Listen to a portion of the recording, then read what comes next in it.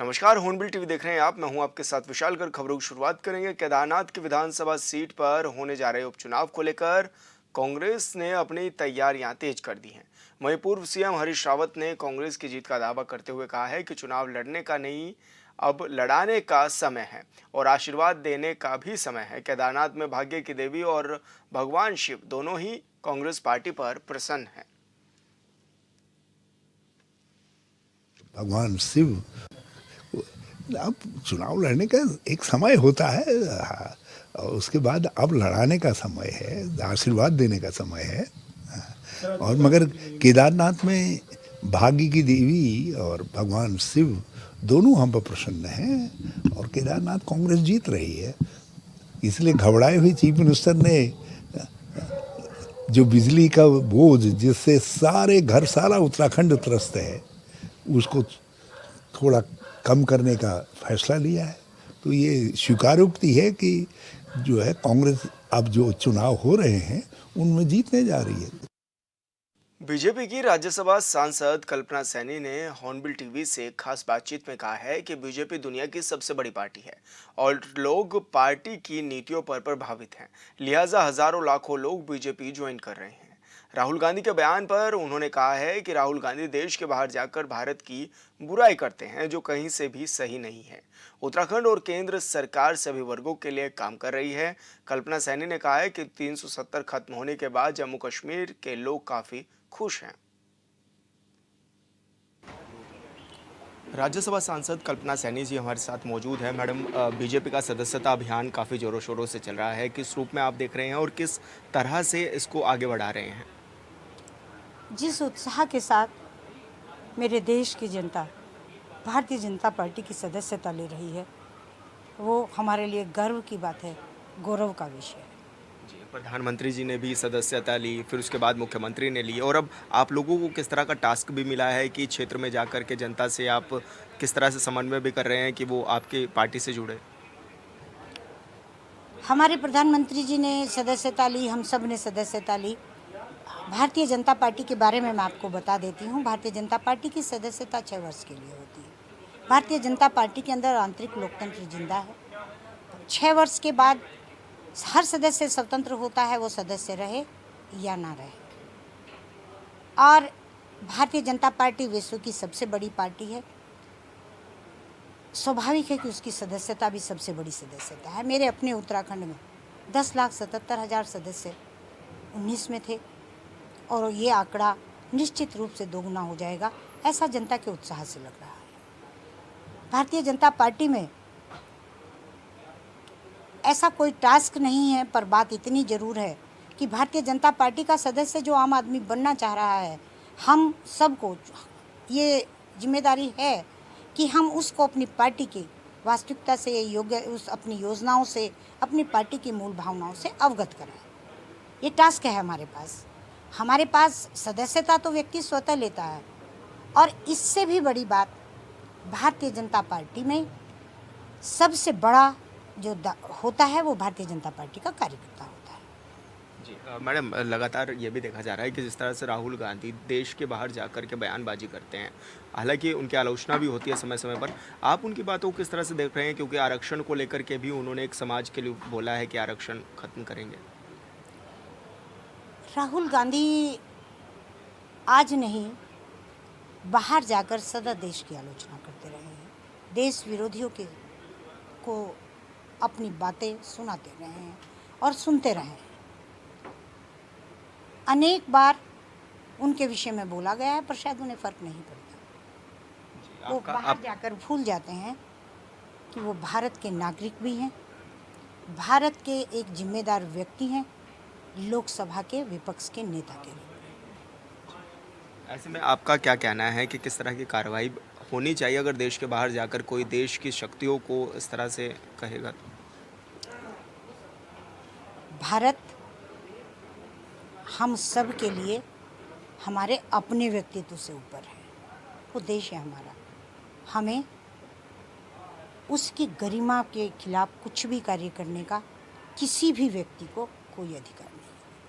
Madam, जो कांग्रेस के राष्ट्रीय अध्यक्ष हैं खड़गे, उन्होंने आपके अध्यक्ष को भी एक लेटर भेजा था, प्रधानमंत्री को भी एक लेटर भेजा था कि राहुल गांधी की ज़बान काटने की बात कही जा रही है या फिर उनको आतंकवादी तक कहा जा रहा है।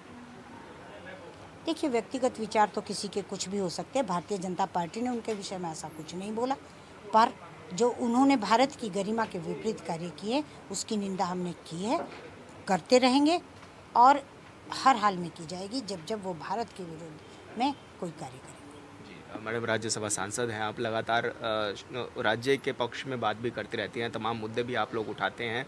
किस तरह से कार्य भी किए जा रहे हैं उत्तराखंड में? हमारे तो प्रधानमंत्री जी ने ही कहा है कि 21वीं सदी जो है उत्तराखंड की है, और वो आपको नज़र भी आ रही है। मैं इसके लिए तो प्रधानमंत्री जी को भी, अपनी केंद्र की सरकार को भी, और विशेष रूप से उसके कंधे से कंधा साथ मिलाकर साथ दे रही अपनी मुख्यमंत्री पुष्कर धामी जी को भी की भी प्रशंसा करूंगी। और मेरा ये छोटा सा उत्तराखंड जो विभिन्न कठिन परिस्थितियों से घिरा है, दुर्गम होने के साथ अनेक आपदाओं का निरंतर शिकार होता है, उसके लिए केंद्र जिस तरह से कंधे से कंधा मिलाए मेरे प्रदेश के साथ खड़ा है, हमें सहयोग करता है, इसके लिए तो मैं आभारी हूँ। और अपने प्रदेश के लिए किसी भी विकासात्मक कार्य को, अपने प्रदेश की उन्नति से जुड़े किसी भी कार्य से मैं हरदम साथ हूँ। जी, मैडम, लगातार आपदा जैसे हालात भी बनते हैं उत्तराखंड में, आपने देखे भी होंगे। पिछले समय भी हमने देखा था कि केदारनाथ में भारी तबाही भी मची थी और अभी भी कई क्षेत्र ऐसे हैं जहां पर मार्ग अवरुद्ध हैं, जहां पर लोग काफ़ी परेशान भी हैं। उनके लिए सरकार क्या कर रही है मैडम? सरकार निरंतर वहाँ पर भविष्य में इस तरह की घटना न हो उसके लिए कदम उठा रही है। अभी आपने कुछ दिनों पहले सिक्यारा की स्थिति को देखा होगा, जोशीमठ की स्थिति को देखा होगा। न केंद्र की सरकार न राज्य की सरकार जरा सी भी किसी भी तरह की कोई चूक करना नहीं चाहती। जी, मैडम, क्या लगता है आने वाले समय में क्या और बेहतर विकल्प होने चाहिए हमारे पास, ताकि आपदा से पहले की स्थिति जो है वो सुधार सकें? बिल्कुल होने चाहिए, और होने ही नहीं चाहिए। इसके लिए केंद्र सरकार और राज्य की सरकार मिलकर के प्रयास कर रही है, और हम सभी राज्यसभा सांसद हों या लोकसभा सांसद, हम उसके साथ खड़े हैं। जी, मैडम, उपचुनाव भी क्योंकि होने हैं केदारनाथ सीट पर और लगातार कांग्रेस ये आरोप भी लगा रही है कि सोना चोरी हुआ है केदारनाथ में, या फिर वो प्रतिष्ठा यात्रा भी निकाली उन्होंने हाल फिलहाल में। तो क्या लग रहा है कि इस तरह से वो जनता को गुमराह भी करने का काम कर रहे हैं? वो तो जनता को गुमराह करने का काम आज नया नहीं कर रहे हैं, वो सदा करते हैं। पर जनता आज जागरूक है और अपने प्रदेश को लेकर, अपनी सरकार को लेकर वो साथ खड़ी है। तभी तो ये किंवदंती खत्म हुई है कि एक बार कांग्रेस और एक बार भाजपा, और मेरे प्रदेश का प्रत्येक नागरिक अपने प्रदेश में होते डबल इंजन की सरकार के कार्यों की सराहना करता है और उनके साथ खड़ा है। मैडम, कानून व्यवस्था काफ़ी बिगड़ी है उत्तराखंड में, क्योंकि हिमालय राज्यों में सबसे पहले नंबर पर हम आते हैं। ऐसे में कानून व्यवस्था को हम लोग कैसे संभाल रहे हैं, क्योंकि आप भी महिला सांसद हैं और महिलाओं के साथ इतना उत्पीड़न होना तो सही नहीं। देखिए, मैं तो इस विषय पर एक बात कहूँगी कि जो है वो चिंतनीय तो है, पर सकारात्मक कदम सरकार के द्वारा उठाए जा रहे हैं, कानून के द्वारा उठाए जा रहे हैं। निश्चित रूप से अति शीघ्र इसका रिजल्ट आएगा और मेरे प्रदेश में ये समस्याएं समाप्त होंगी। जम्मू कश्मीर और हरियाणा में भी इलेक्शन जारी हैं, किस रूप में आप देख रहे हैं, क्या कहेंगे, किस तरह से आपका रिस्पॉन्स मिल रहा है वहाँ पर? जनता साथ है, और पहले चुनाव में जो एक बार की वोटिंग हो चुकी है जम्मू कश्मीर में, वहाँ अति उत्साह के साथ वोटिंग होना ये बता रहा है कि भारतीय जनता पार्टी ने जो उस प्रदेश को स्वतंत्रता दी है धारा 370-35 से उससे वहाँ की जनता खुशहाल है, प्रसन्न है। एक पेड़ माँ के नाम अभियान प्रधानमंत्री जी ने चलाया है, किस तरह से आप लोग इसको बढ़ा रहे हैं, चला रहे हैं अभियान? भारतीय जनता पार्टी का प्रत्येक कार्यकर्ता उसके लिए रात दिन लगा है, और मेरे प्रदेश का तो विशेष रूप से आम जन भी लगा है, क्योंकि मेरे प्रदेश को पर्यावरण की रक्षा के साथ साथ मेरे पर्वतों की रक्षा के लिए भी ये महत्वपूर्ण कदम है और बढ़ाया जा रहा है, उसका प्रतिफल भी आएगा। जी, धन्यवाद मैम। हॉर्नबिल टीवी से बातचीत करने के लिए राज्यसभा सांसद कल्पना सैनी जी हमारे साथ मौजूद थी, जो कि तमाम विषयों पर हमसे बातचीत कर रही थी। हॉर्नबिल टीवी के लिए देहरादून से विशाल कर। उत्तराखंड का डेमोग्राफिक चेंज हुआ या नहीं, इसे लेकर सत्ताधारी बीजेपी के वरिष्ठ विधायक मुन्ना सिंह चौहान और कांग्रेस प्रदेश अध्यक्ष आमने सामने हैं। विधायक मुन्ना सिंह चौहान ने करण माहरा के बयान पर तीखी प्रतिक्रिया भी दी है। बेशर्मी की हद है, उसके समर्थन में लीपापोती कर रहे हैं।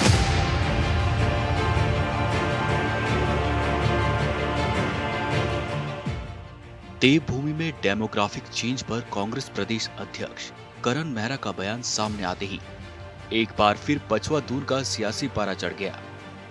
देहरादून के विकासनगर में बीजेपी विधायक मुन्ना सिंह चौहान ने कांग्रेस प्रदेश अध्यक्ष करण मेहरा के बयान को शर्मनाक बताया। इस दौरान विधायक मुन्ना सिंह चौहान ने कांग्रेस को घेरते हुए कहा कि क्या हम उत्तराखंड देवभूमि को बर्बाद होने तक 25 साल का इंतजार करें। उन्होंने कहा कि ऐसी घटनाएं विकासनगर से ज्यादा सहसपुर में होती है और सहसपुर के आसपास के इलाकों के हालात काफी खराब है।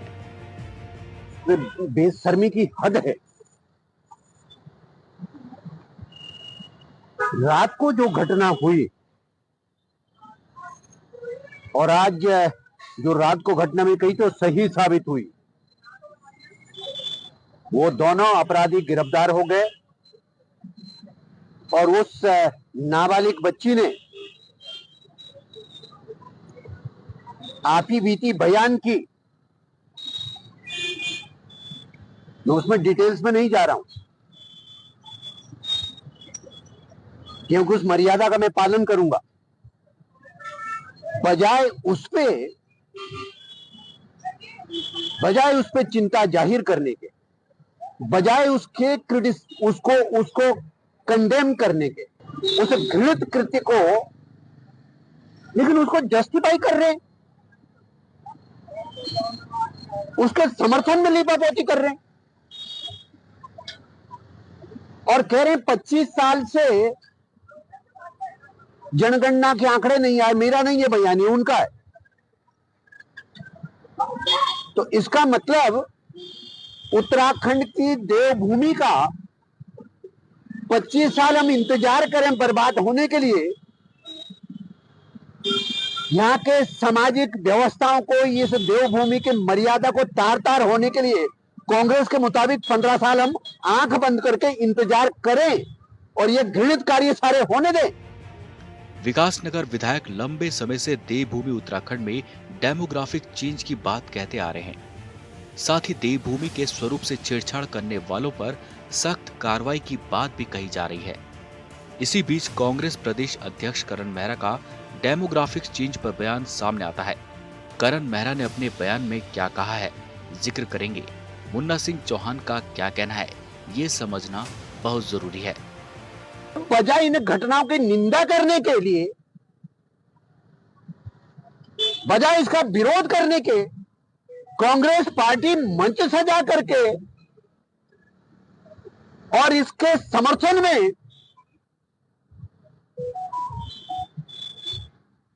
बयानबाजी कर रहा है, प्रेस कॉन्फ्रेंस कर रहे हैं। मैं इनसे सवाल पूछता हूं, क्या गुनाह था वो लड़की का? चूंकि विकासनगर सभी के न्यूज डेस्क है तो खबर विकासनगर से छपती है, लोगों को लगता है सब विकासनगर में हो रहा है। विकासनगर में तो मुन्ना सिंह चौहान का डंडा इतना मजबूत है कि जमीन के नीचे भी कोई अपराधी होगा तो वहां से भी मैं खोद के निकालूंगा। मैं अपने इलाके के लोगों को भरोसा दिला रहा हूं। लेकिन सहसपुर की खबरें नहीं छपती, सीसामाड़ा की खबरें नहीं छपी। मैंने जेल भिजवाया सहसपुर थाने का। छेलाकुल की खबरें नहीं छपती, अड़ोस पड़ोस के इलाकों की खबरें नहीं छपती। मैं कह रहा हूं इस सहसपुर विधानसभा के आजू बाजू बहुत गंभीर हालात है, बहुत गंभीर हालात। मैं बता रहा हूं इस बात। दरअसल उत्तराखंड कांग्रेस प्रदेश अध्यक्ष करण मेहरा ने डेमोग्राफिक चेंज पर एक बड़ा बयान दिया है। करण मेहरा का कहना है कि जब देवभूमि उत्तराखंड में पिछले 20-25 सालों से धर्म के आधार पर जातिगत जनगणना नहीं हुई, तो कहां से ये आंकड़े आ गए कि केवल एक धर्म के लोग ज्यादा बढ़ रहे हैं। जो आपने डेमोग्राफिक चेंज की बात कही, उसमें मैं सारे पत्रकारों के बीच में एक बात पूछ रहा हूं, क्योंकि आप सब पढ़े लिखे लोग हैं, मैं किसी अनपढ़ के सामने स्पीच नहीं दे रहा। क्या कोई सेंसस हुई है पिछले 25 साल 20 साल में? कोई सेंसस हुई है? Caste census? कोई जातिगत जनगणना हुई है? जब कोई जनगणना ही नहीं हुई जातिगत, कास्ट की, धर्म के आधार पर कोई जाति जनगणना जब नहीं हुई है, तो ये कहां से आंकड़े आ गए कि केवल एक ही कास्ट यहाँ है, एक ही धर्म के लोग ज्यादा बढ़ रहे हैं? मेरे उत्तराखंड में तो पर्वतीय क्षेत्रों से लोगों का पलायन हो रहा है। अगर हमारे यहाँ आ जाए तो पिथौरागढ़ से, धारचूला से, रानीखेत से, दोराहाट से, सल्ट से लोग हल्द्वानी आ रहे हैं। और आपके यहाँ जो हमारा ऊपरी क्षेत्र है, वहां से विकास नगर और इसके आसपास लोगों की बसासत बढ़ रही है। तो हम किस डेमोग्राफिक चेंज की बात कर रहे हैं? इतना ही नहीं, कांग्रेस प्रदेश अध्यक्ष ने कहा कि यह वोट बैंक की राजनीति करते हैं। उन्होंने लव जिहाद, लैंड जिहाद समेत प्रदेश के बड़े अपराधों के मुद्दों पर बीजेपी सरकार पर जमकर सियासी हमला बोला। कांग्रेस के प्रदेश अध्यक्ष ने विकास नगर में जमीन कब्जाने का आरोप लगाया और पूछा कि विकास नगर में थाने के पीछे वाली जमीन पर कब्जा कैसे हो गया, और इस पर कोई कुछ नहीं बोल रहा। क्या अंकिता को मारने वाला उसी कास्ट का है, उसी धर्म का है? क्या वो 13 साल की बच्ची, मासूम बच्ची का बलात्कार करने वाला उसी कास्ट का है? क्या संतरेसा में 14 साल की लड़की का रेप करने वाला और हत्या करने वाला उसी जाति का है, उसी धर्म का है? क्या सल्ट का मंडल अध्यक्ष उसी धर्म का है? क्या चंपावत का मंडल अध्यक्ष बीजेपी का उसी धर्म का है? ये केवल और केवल नैरेटिव सेट कर रहे हैं, लव जिहाद की बात कर रहे हैं। इन्होंने उत्तरकाशी में कोशिश की थी, सैनी नाम का लड़का निकला तो हवा निकल गई, लेकिन जिन 4 SC/ST की बहनों का बलात्कार हुआ है इस उत्तरकाशी जनपद में, उसकी बात कोई नहीं उठाता। क्या कारण है? कौन थे वो लोग? तो ये केवल और केवल पॉलिटिकल लाभ लेने के लिए कुछ लोगों की मदद लेकर डेमोग्राफिक चेंज, लव जिहाद और अनेकों बात होती है। लैंड जिहाद की बात करते हैं। आपके देहरादून में विकास नगर कुछ के साथ कह रहा हूं, देहरादून में इनके बीजेपी के पार्षद के द्वारा उठाए गए सवालों में क्लियर होगा कि लैंड क्या जो है खुर्द-बुर्द की गई है बीजेपी के किसी बड़े नेता के द्वारा। एक थाने के बगल की जमीन विकास वहां हमारे देहरादून में जो है कब्जा करा दी और बेच दी गई, खुर्द-बुर्द कर दी गई, उसमें कार्रवाई नहीं हो रही। 4/6 की मजार पे कार्रवाई होती है। इतना ही नहीं, मारा ने राज्य में तेजी से बढ़ते अपराध पर बीजेपी नेताओं की कार्यशैली पर भी सवाल उठाया। करण मेहरा ने कहा कि धामी सरकार को अपने पार्टी के कार्यकर्ताओं और नेताओं के साथ कार्यशाला करने की जरूरत है। इसमें पार्टी के वरीय नेता और अपने कार्यकर्ताओं को समझाने की राज्य में दुष्कर्म समेत अपराध की घटनाएं न करें। इससे राज्य में अपराध की घटनाएं खुद ही घट जाएंगी। आरोप है कि राज्य के ज्यादातर मामलों में बीजेपी के ही नेता और कार्यकर्ता शामिल हैं। ये हमको समझना चाहिए कि हम भारत के लोग, हमारे यहाँ अनेकों पद्धतियां, हमारे यहाँ सूफी पद्धति अलग है, सनातन पद्धति अलग है, जैन पद्धति अलग है, और भी कई पद्धतियां हैं जिसके माध्यम से लोग अपने ईश्वर को याद करते हैं। हमारे यहाँ सिख भी हैं, ईसाई भी हैं। मैं ये पूछना चाहता हूँ, कोई धर्म ऐसा है जिसके मानने वाले जो सूफी संत लोग हैं या महात्मा लोग हैं, वो वृद्ध होने के बाद जंगलों में जाके तपस्या करते थे और सबके मठ इत्यादि वहीं बने और उनके चेले चपाटू ने वहीं मंदिर बना के अपने गुरु को याद करते वहां पूजा करी है। अनेकों मंदिर, अनेकों मजारें, अनेकों धर्म स्थल ऐसे हैं जो जंगलों में बसे में। आप किस किस को तोड़ेंगे? कितनी नफरत फैलाएंगे आप? वोटों की राजनीति। तो मेरा प्रश्न का यही है उत्तर कि पहले आप ये बताएं कि सेंसस कब हुई थी, कब जातिगत जनगणना हुई, कब कास्ट और रिलीजन के आधार पर हमने गणना करी, और हम कैसे डेमोग्राफिक चेंज की बात कर रहे हैं। राज्य के 2 दिग्गज नेता आमने सामने हैं और इन सबके बीच कई सवाल भी हैं जिसका जवाब आसान नहीं, लेकिन इस पर सत्ता पक्ष और विपक्ष को एक साथ मिलकर काम करने की जरूरत है। इसमें कोई शक नहीं कि राज्य में बाहरी लोगों की संख्या तेजी से बढ़ती जा रही है। कुछ लोग इस बात पर जोर देते हैं कि अपराध में शामिल ज्यादातर लोग बाहरी प्रदेशों के ही होते हैं।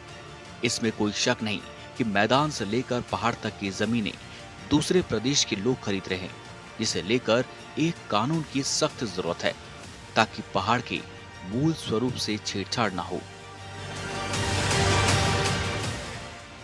Bureau report, hornbill TV. Monsoon के दौरान उत्तराखंड की विश्व प्रसिद्ध चारधाम यात्रा पर काफी प्रभाव देखने को मिला।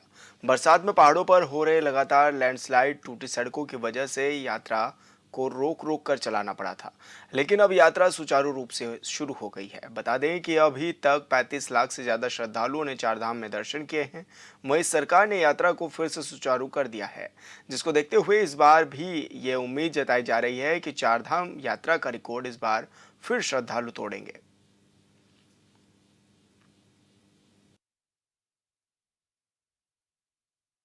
पुनर्स्थापना के जो कार्य किए थे उनके कारण से मार्ग जो बाधित हो रहे हैं उनको तत्काल खोल दिया जा रहा है और यात्रियों की, श्रद्धालुओं की संख्या जो बरसात के मौसम में वैसे भी घट जाती है, काफ़ी कमी आ जाती है, लेकिन जैसे ही अब मानसून का असर थोड़ा कम होता जा रहा है तो उस हिसाब से श्रद्धालुओं की संख्या, तीर्थयात्रियों की संख्या धामों में बढ़ रही है और हमारे स्तर से जो भी श्रद्धालु तीर्थयात्री धाम में पहुँच रहे हैं उनकी यात्रा सुखद हो, उनके दर्शनों की व्यवस्था सुगम और सरल हो, इसके लिए निरंतर प्रयास किए।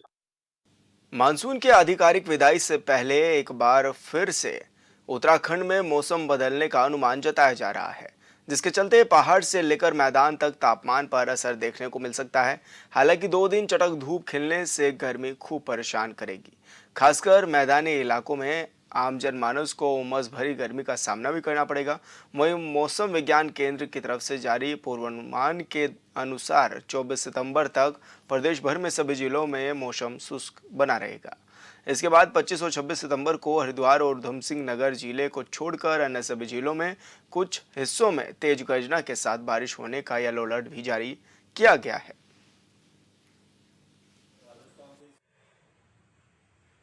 आज 23 तारीख आपकी जो है सितंबर की हो गई है और एक वीक आपके पास सितंबर का ये लास्ट वीक जो है वो बचा है। और आप अगर विदाई की बात करते हैं मानसून की तो सितंबर में 25 के बाद एक शुरुआत होती है और करीब 30 के आसपास तक हमारे यहाँ से पूरी तरह से निकल जाता है जो नॉर्मल डेट्स है।